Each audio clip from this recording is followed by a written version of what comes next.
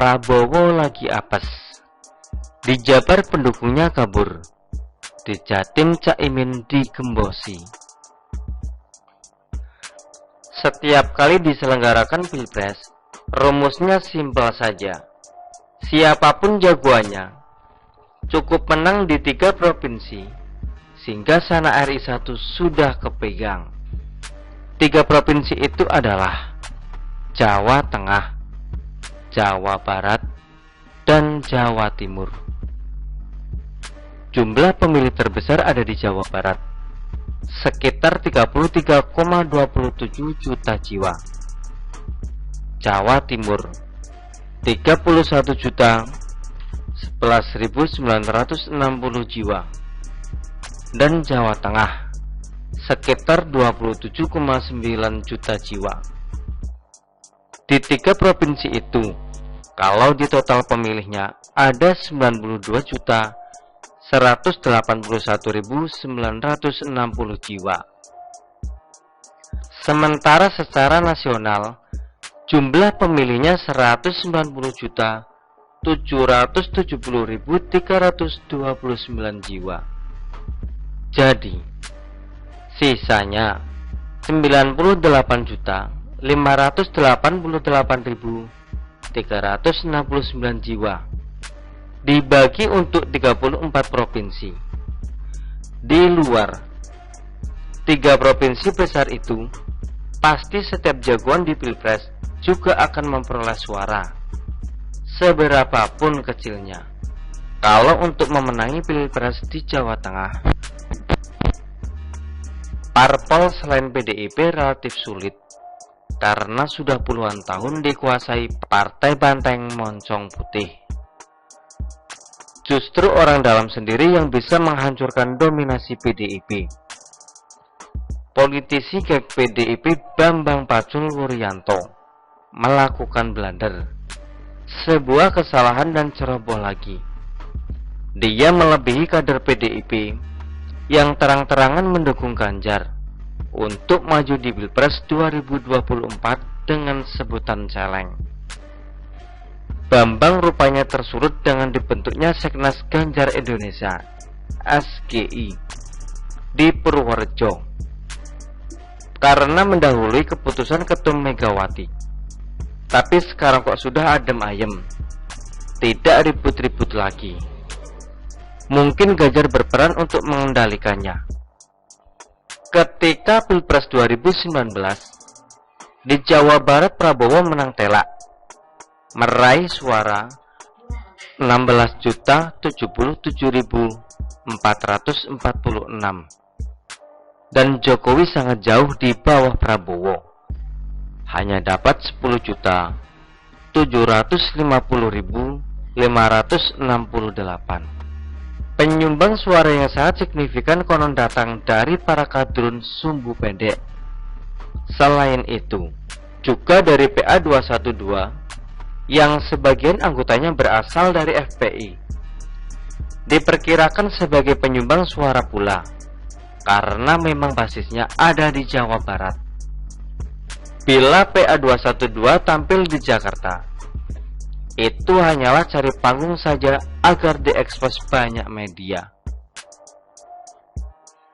Ketua Media Center Persaudaraan Alumni PA212, Novel Bamukmin, mengatakan pihaknya akan tetap menjadi oposisi meskipun Prabowo yang dulunya mereka dukung sebagai calon presiden sudah jadi koalisi pemerintah. Menurut Novel, keputusan pihaknya ini berdasarkan hasil ijtima ulama keempat yang mengukuhkan sikap pihaknya sebagai oposisi. Artinya, Prabowo bakal kehilangan suara. PA212 menolak hasil pemilu curang TSMB, terstruktur, sistematis, masif, dan brutal, dengan korban nyawa begitu banyak. Dengan demikian, otomatis PA212 tidak akan rekonsiliasi, apalagi koalisi terhadap kecurangan, kebatilan, kezoliman, dan ketidakadilan. Itu celotehan Mbak Mukmin. Hanya PKS yang masih berjaya di Jabar, karena gerakannya 11-12 dengan pendakwah yang berbau ekstrem kanan. Sebagai partai dakwah, PKS relatif diterima di Jawa Barat. Tapi kalau ada tokoh muslim nasionalis seperti dari PDIP, Gerindra, Nasdem, Golkar atau parpol lain yang dengan hati-hati masuk ke Jabar dan juga menggunakan pendekatan dakwah, barangkali bisa bersaing dengan PKS. Sebab bagaimanapun, muslim nasionalis yang berdakwah sambil mengedepankan perlunya mencintai sesama anak bangsa, itu poin penting yang perlu didakwahkan. Dan juga penekanan perlunya mendukung pemerintah yang sudah berbuat banyak untuk Jawa Barat. Pastilah akan lebih menyentuh. Tapi tetap saja, saat ini Prabowo sudah tidak diminati lagi di tanah Pasundan oleh kelompok kadrun dan PA 212. Ya, terima dulu saja. Mungkin maksud hati kepingin tetap disukai mayoritas kaum muslimin, maka didekatilah Partai Kebangkitan Bangsa, PKB. Caimin diajaknya membentuk koalisi yang diberi nama Koalisi Kebangkitan Indonesia Raya.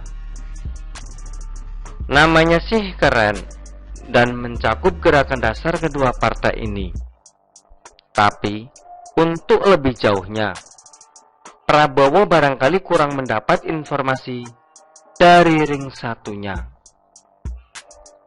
Caimin mungkin hanya meyakinkan bahwa 13 juta Nahdliyin sampai saat ini dalam genggamannya. Prabowo tentunya senang. Padahal Caimin saat ini sedang berseteru dengan NU struktural, yakni pengurus besar NU, PBNU. Gara-garanya sepele sebenarnya. Ketua Umum PBNU, Yahya Khalil Stakuf atau Gus Yahya menegaskan, NU harus mengedepankan kepentingan nasional. Gus Yahya tak ingin NU hanya dimonopoli satu warna, PKB saja. Caimin terus meradang dengan sombongnya mengatakan, pemilih PKB adalah loyal, solid sekali sampai ke bawah. Bahkan Yahya Khalil ketum PBNU ngomong apa aja terhadap PKB enggak ngaruh sama sekali, kata Imin.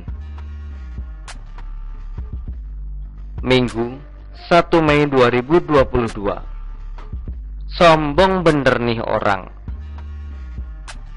Mestinya Caimin perlu menahan diri dan sedikit rendah hati. Bagaimanapun, PBNU adalah ormas Islam terbesar di negeri ini. Dan tak ada untungnya bila berseberangan dengan pengurus pusat NU. Apalagi setelah Gerindra dan PKB membangun koalisi kepartaian dengan nama Koalisi Kebangkitan Indonesia Raya. Kenapa Prabowo memilih PKB? Harapannya mungkin PKB bisa menguasai sebagian besar suara Nahdliyin di Jawa Timur. Tapi nyatanya malah hingga kini belum ada tanda-tanda gencatan senjata PKB dengan PBNU.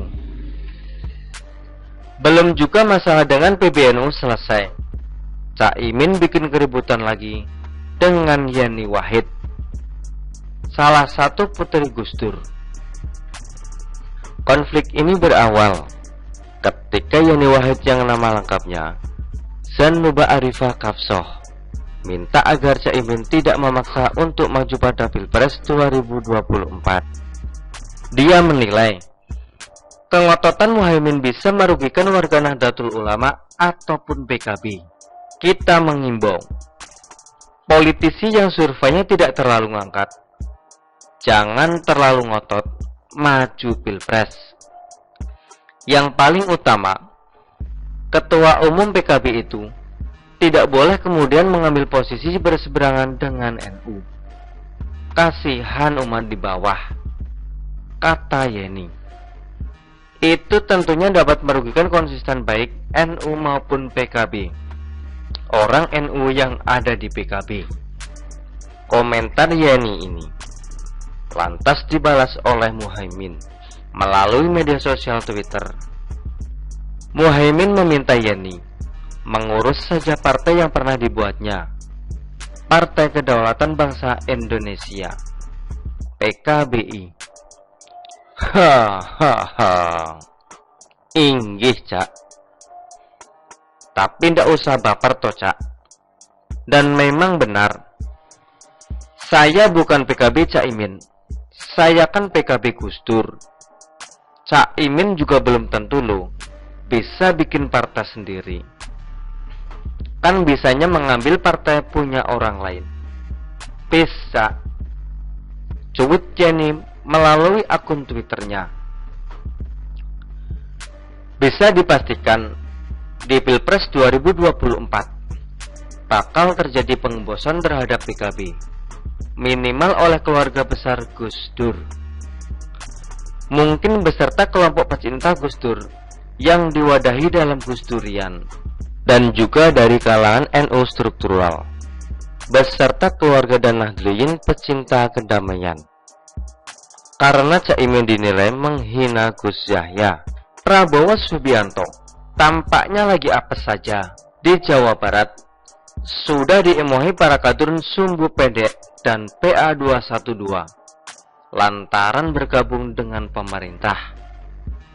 Sedang di Jawa Timur, partner barunya Caimin yang diandalkan meraup suara dari Nahdliyin sebanyak-banyaknya, malah berseteru dengan struktural PBNU.